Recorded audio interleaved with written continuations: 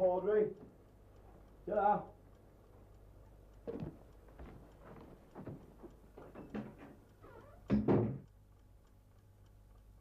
Well, A, it's damn cold. You're just thinking that there's some people with a cartload of money probably just coming home after a damn good night out in London or wherever it is that they do live, and you'll think, hell, I've 8 hours in front of me here. By the time I've done this in steam and heat, these people that I'm talking about, they buy a suit, for instance, and they've no idea the work that's gone into that 2 to 3 yards of cloth to make that suit. They've no idea what troubles has gone into it, that men have, and women have had to work in some cases, very dangerous conditions. Tonight, a report from England by John Pilger, the Daily Mirror's special correspondent. This is a film about working people and about one working man, Jack Walker. Jack Walker represents the silent core of this country, those millions of average Britons who feel they have no voice in 1971 and who have little power to control their way of life. People who belong to and believe in trade unions, people whom politicians and many of us in the press and television now readily blame for this country's economic problems. It is the Jack Walkers who pay the majority of this nation's taxes, and yet take home a wage which barely accounts for a decent existence. Jack Walker is a very proud man. He doesn't wish to complain. He didn't ask us to come and film him. This film, then, is not the voice of Heath or Wilson or Feather. It is the unheard voice of people. They don't understand, they don't know what it's like at all for a person to stand in the rain or the frost or the snow coming down and you're getting wet through there, waiting at 6 in the morning for a bus to take you to do 8 hours. They don't know, they've never done it, they don't know what it's like.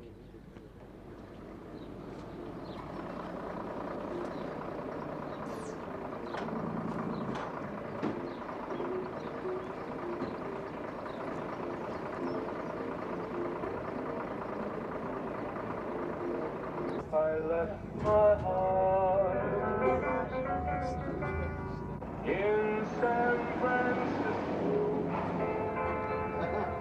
Time is 21 minutes past 6. Chico Arnez and the Cubana Brass, Quiet Nights. 6:30 a.m. Jack Walker, age 36, arrives at the place he feels his heritage has allotted him for life. A textile dye house beside the Yorkshire moors. Here in the confinement of steam and fumes and pipes, Jack will greet again the machines that control his day. 15 years in the dye house, 25 years to go, with remission if he's made redundant, and of course 18 pence off if he's more than 3 minutes late.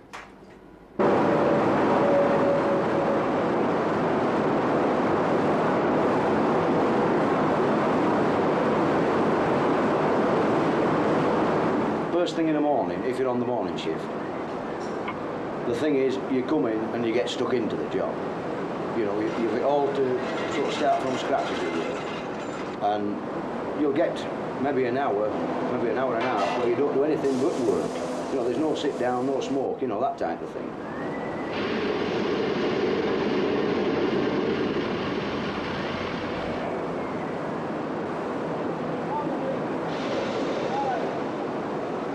There are 3 machines and you get attached to them, like, you know, you're so used to them. The big one of the 3 we call Big Bertha, like, you know, just among the lads, you know.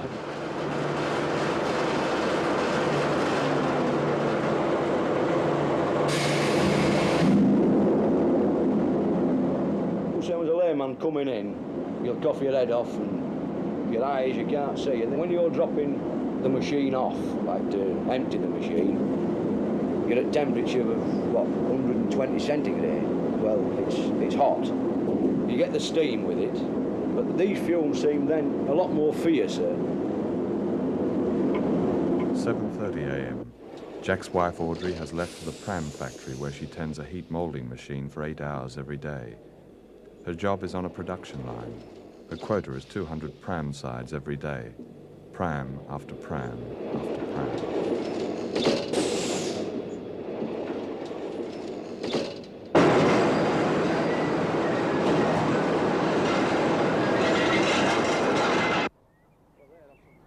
Chrysanthemums or Livingston daisies. What do you got in here, Jack? I've about 3 rows of potatoes in there. You grow flowers too, though, don't you? Oh, yes, aye. I'm a bit of a dahlia man, like, you know. In fact, last year I won the best award in the show at Shipley Show with my dahlias. Now, you were born round here, all down here. Oh, and, yes. and your father Whaling lived down Green. here. Yes. Jack, you've spent all your life in a dye house, and it's very likely you'll spend the rest of your working life in a dye house. Now, you earn about £20 a week take-home pay, is that right? Yeah, that's it. Now, what above all can you hope for now, today? Well, round here, nothing more. That's as much as for the ordinary hours. That's the top wage round here. All I can hope for is that my daughter, she's a lot better than we've been, but she can get a good education. I don't want her to go into the mills at all. I want her to keep out of there.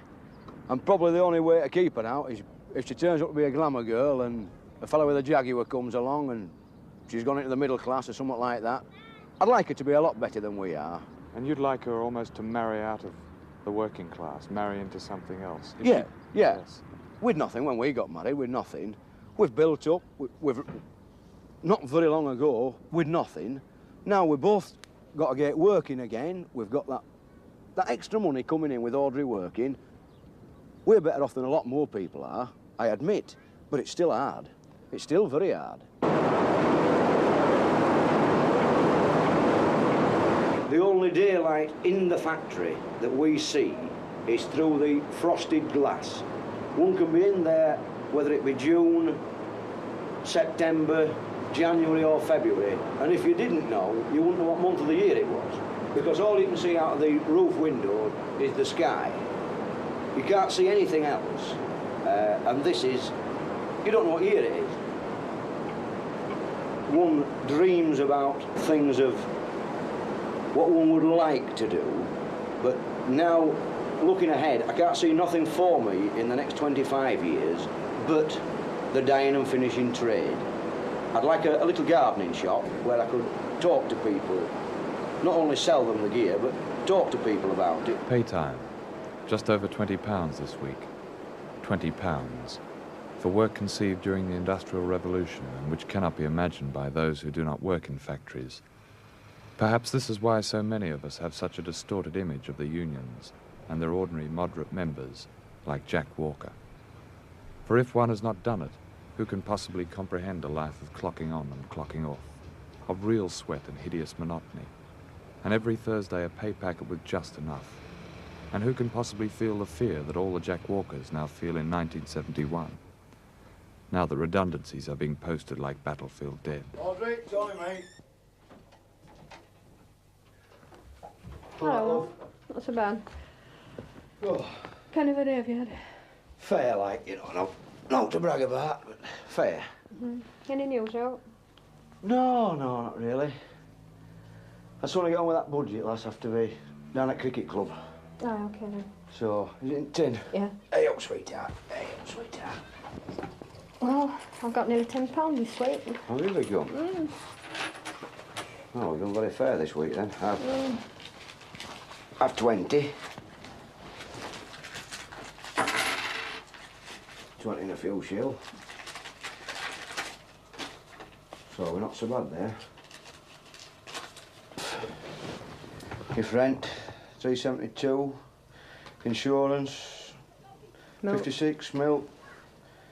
Beverly's dinners, bread, TV, electric, gas, heaters, papers, holiday club, cigs, food, gratin, Beverly's spending money, bus fares.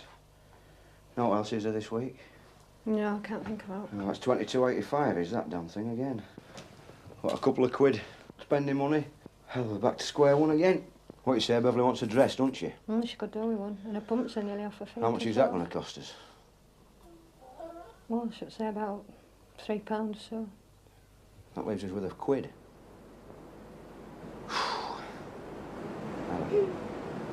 We're getting nowhere here fast.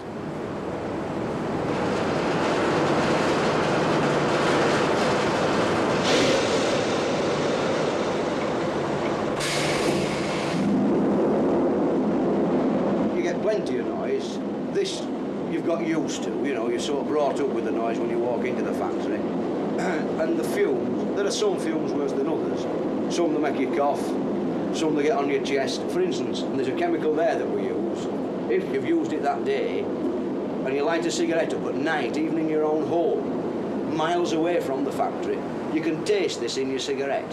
You know, you can taste it in your food. And it's rather a bad chemical, is it?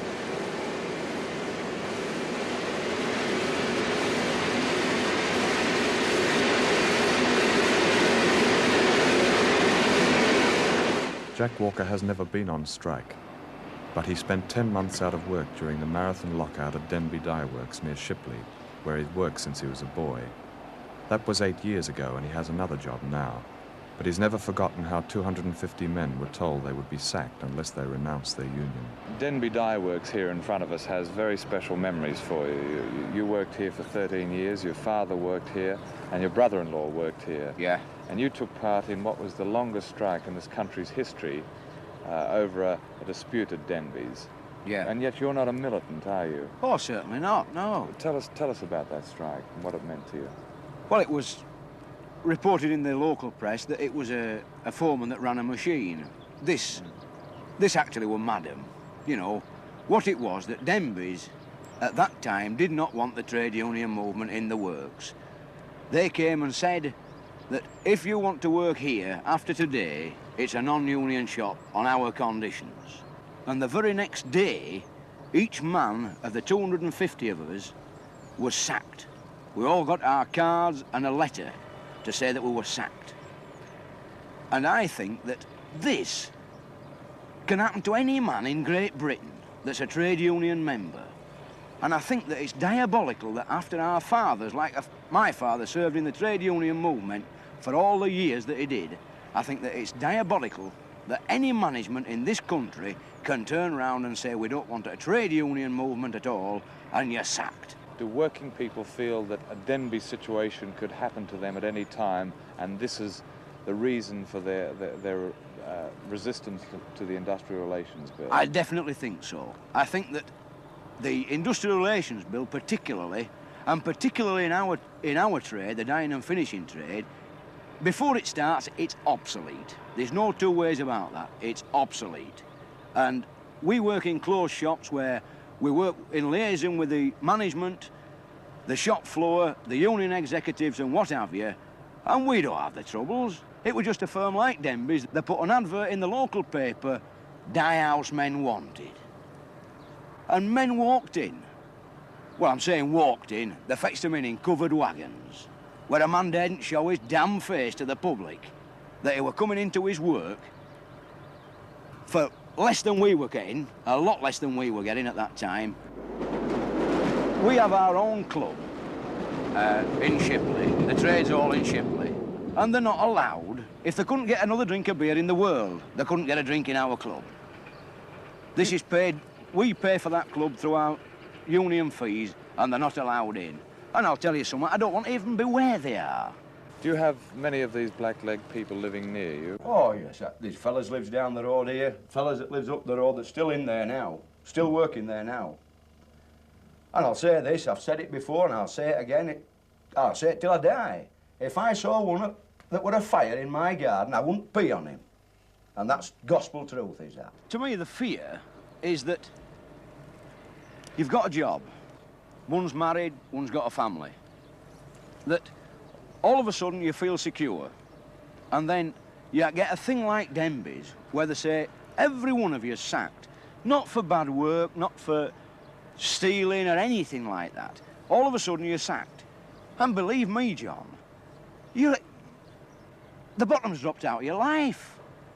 From once where you was felt secure, you've no longer got security. You're just somebody that stood on a picket line that a lot of people said were lazy buggers. You know, you stood there 16 months.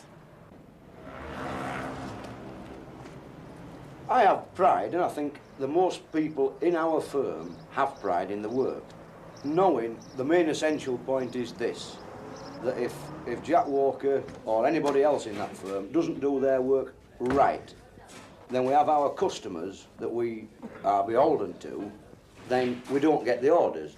And we're back to square one without a work, as you might say. Fine. Yeah, I've worked since, excuse me, since 1950, and you've never known from one week to another week whether you would be working next week or not. You know, the trade is so that one time you can get a big order in, and you can work even, like our firm, for instance, we work today. This big order may have got out today. We can go on Monday to a normal day's work, and on the Monday morning, we can say, well, we've just enough for today, we'll all be playing. And playing don't mean playing a game of football or a game of cricket. It means you're out of work, you're idle that day, with nothing for it. You take a fella about 50, 55. If he don't sort of say, good morning to the gaffer type fella, is he going to be out of his job? And this is his worry, that if in a man at 50, if he's out of a job, it's just no damn chance. There's fellas there at 40, they go for a job. I'm sorry, mate, you're too old, we want a young man. Well, I ask you, you can go fight for your country at 40. You can knock them all down with a bloody gun at 40. At 45, you're too old. At 50, you've bloody gone over the hill. Can I ask you? Actually, I think they're trying to create the fear of unemployment. Yeah. I mean, yeah. That's actually the whole thing in it. I mean, it's the fear of unemployment.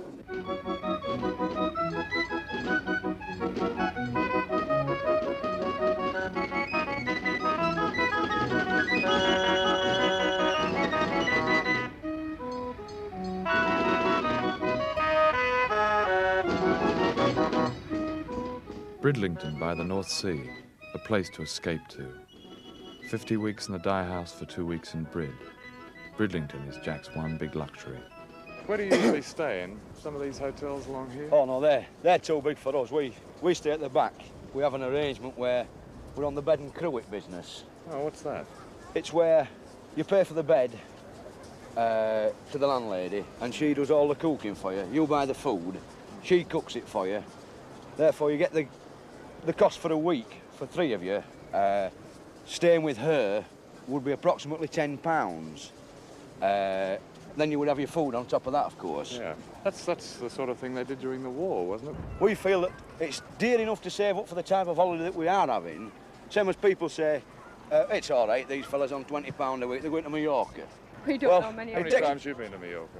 Well, how many times have I been off the island? Put it that way, I've been off the island once to go to the Isle of Wight. Taking where you work, how many people there have been to Mallorca, have been abroad? This year, for instance, I should say count them on one hand, particularly in the dye house, you know. But who are all these people then? We hear go to the Costa Brava and go to Mallorca. We hear the working class of Britain spends their holidays down there. Now then, you see here, a fella that's going to Mallorca for a fortnight, we'll say. To me, if you're going to go, there's no point in going for a week. Yeah. I'll give you an instance. Just take my particular case. If I were going to go to Mallorca, I see it in the television, the newspapers, only £40 Mallorca for 14 days. Right. That 40 is for me, then I've 40 for Audrey. Then, if you cut it in half again, I've 20 for Beverly. Yeah. So that's 40, 80, 100. Now, That's that's before we start with anything else. Where'd your father go for holiday, Jack? They would go on the similar holiday that I go on now. So your holiday habits in a generation really haven't changed? No. I can tell you. If Audrey's money didn't come in, there'd be very little difference between my father's way of life and my way of life. Only that the prices differed in them days and the wages differed to what they are today, but similarly, they're the same. You know, if you break it down financially, they are the same. That he went to the dyeing and finishing shop, like I go to the dyeing and finishing shop. He went to the club, I go to the club. We're trying to save in the building society.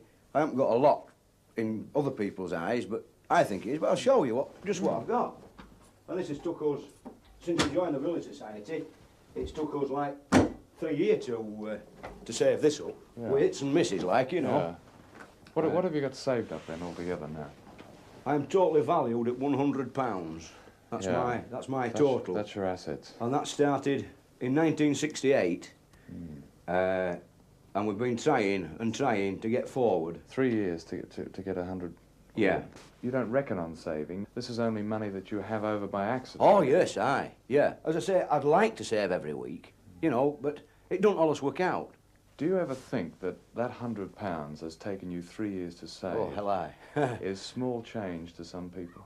Oh, well... Can you imagine that? I can, that, aye. Well, in fact, some people... Now, that's sweat money to you, isn't it? It is that. I've put some good hours in for that, and my wife has. We've put 82.5 hours every week in for that. What are you saving for, Jack? Is it a house? Well, originally it was, yes. But the trouble that we've found, it's taken us 3 years to save this £100.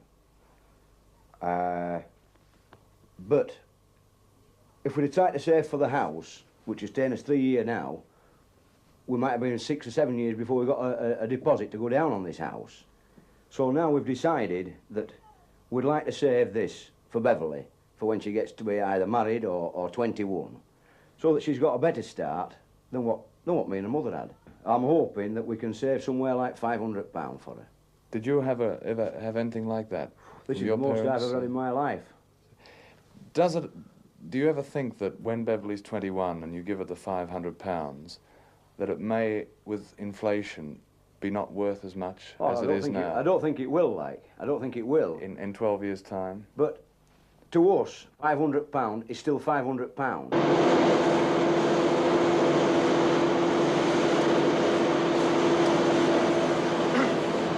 How does fatigue affect you, Jack, after a day's work? I mean, what particular effect does it have on you? Whereas you may be going out at night, you probably get a bath and a shave, you feel champion. You probably go down to the club, half an hour. I wish I had to come out, like, you know.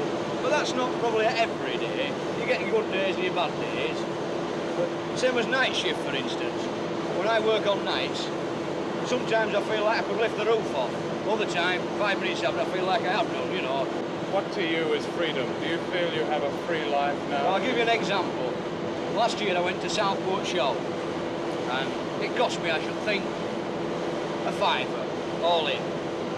And I stood in a great marquee there with many hundreds of balloons, and it was quiet, there was no noise, just the smell of the balloons, and that to me was paradise.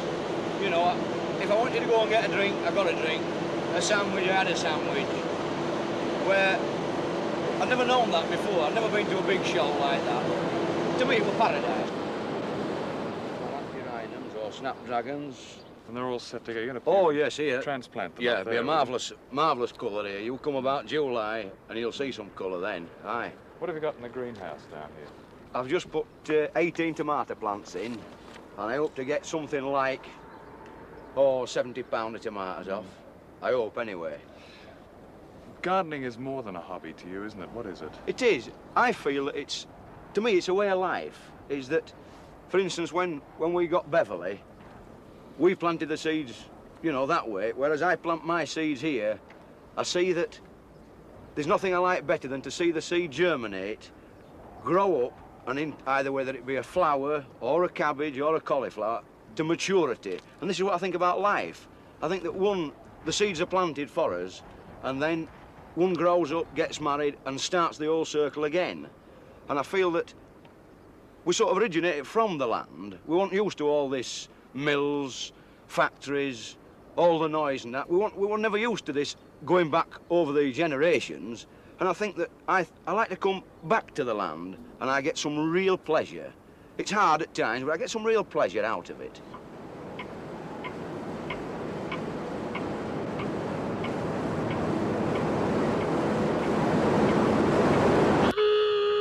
Two o'clock.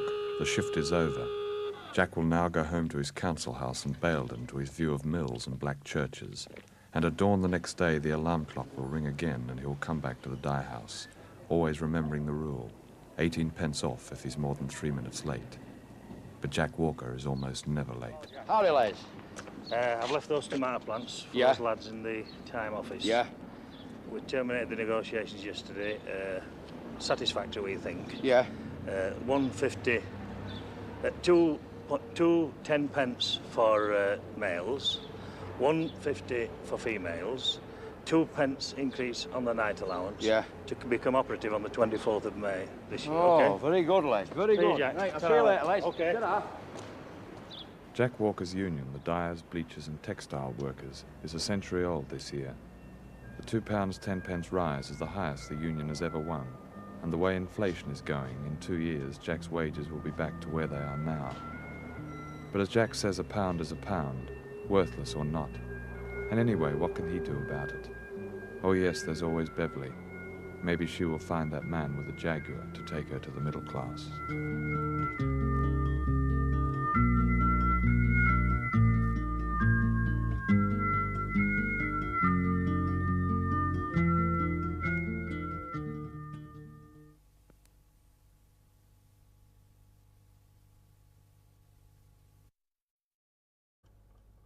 Well, A, it's damn cold. You're just thinking that there's some people with a cartload of money probably just coming home after a damn good night out in London or wherever it is that they do live, and you'll think, hell, I've 8 hours in front of me here. By the time I've done this in steam and heat, these people that I'm talking about, they buy a suit, for instance, and they've no idea the work that's gone into that 2 to 3 yards of cloth to make that suit. They've no idea what troubles has gone into it, that men have, and women have had to work in some cases, very dangerous conditions.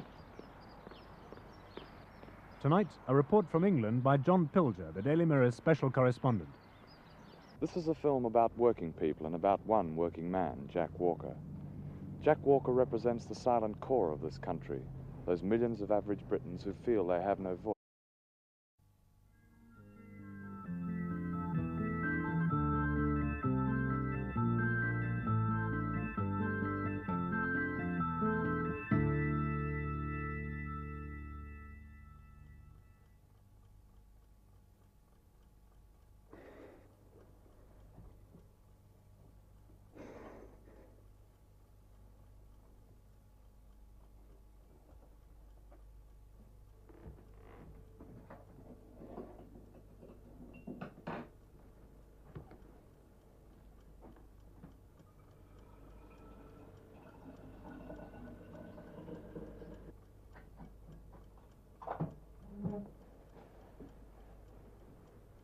Hello, Audrey. Ta-ra.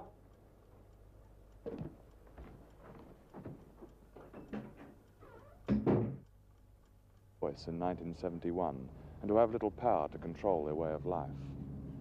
People who belong to and believe in trade unions, people whom politicians and many of us in the press and television now readily blame for this country's economic problems. It is the Jack Walkers who pay the majority of this nation's taxes, and yet take home a wage which barely accounts for a decent existence. Jack Walker is a very proud man. He doesn't wish to complain. He didn't ask us to come and film him. This film, then, is not the voice of Heath or Wilson or Feather. It is the unheard voice of people. They don't understand, they don't know what it's like at all for a person to stand in the rain or the frost or the snow coming down and you're getting wet through there, waiting at 6 in the morning for a bus to take you to do 8 hours. They don't know, they've never done it, they don't know what it's like.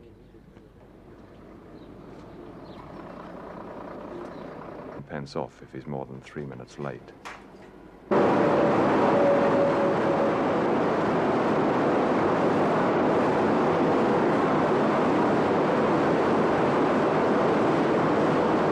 First thing in the morning, if you're on the morning shift, the thing is, you come in and you get stuck into the job. You know, you've all to sort of start from scratch, as it were. And you'll get maybe an hour and a half where you don't do anything but work. You know, there's no sit down, no smoke, you know, that type of thing.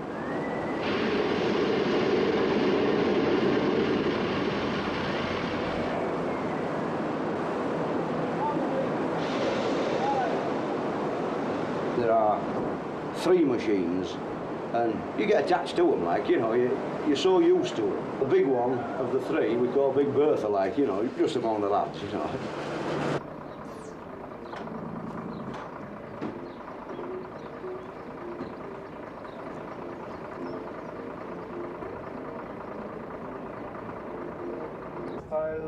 my heart in San Francisco. Time is 21 minutes past 6. Chico Arnez and the Cubana Brass, Quiet Nights. 6:30 a.m. Jack Walker, age 36, arrives at the place he feels his heritage has allotted him for life. A textile dye house beside the Yorkshire moors. Here in the confinement of steam and fumes and pipes, Jack will greet again the machines that control his day. 15 years in the dye house, 25 years to go, with remission if he's made redundant, and of course 18